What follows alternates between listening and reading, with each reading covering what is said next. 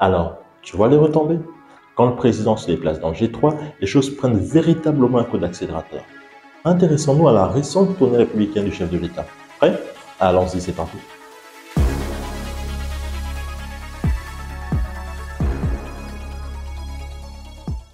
Déjà, remettons les choses dans leur contexte. Du 19 au 21 mai 2023, le chef de l'État et plusieurs membres du gouvernement ont fait le déplacement jusque dans le Moyen-Orient.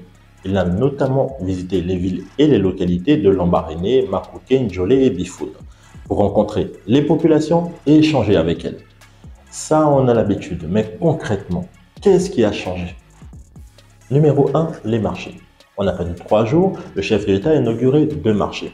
Le premier, sur le marché urbain d'Adouma, à Lambaréné, le deuxième, celui de Njolé.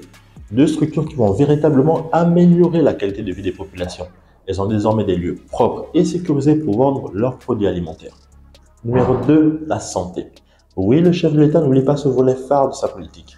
Après avoir visité le centre de recherche médicale de Lambaréné, le CERMEL, et l'hôpital Dr Albert Schweitzer, il a inauguré le nouveau centre de santé de Bifoun.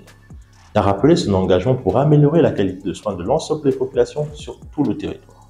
Il s'est d'ailleurs engagé à trouver des solutions par rapport aux attentes du personnel de santé de Lambaréné, un pôle d'excellence en matière de recherche et de soins aux populations.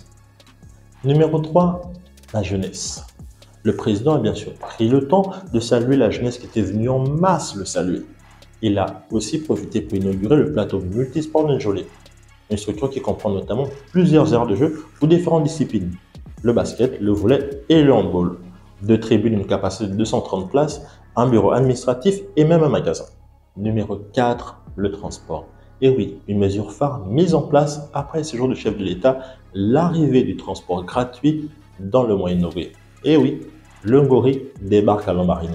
Pour rappel, le chef de l'État avait mis en place cette mesure au plus fort de la crise du Covid. Il l'avait ensuite étendu pour soulager le Manila ménagère fortement impacté par l'inflation mondiale. Aujourd'hui, les populations du Moyen-Orient vont pouvoir en profiter pleinement. Et enfin, numéro 5, le conflit homme-éléphant. Ce dossier, vous en avez forcément entendu parler.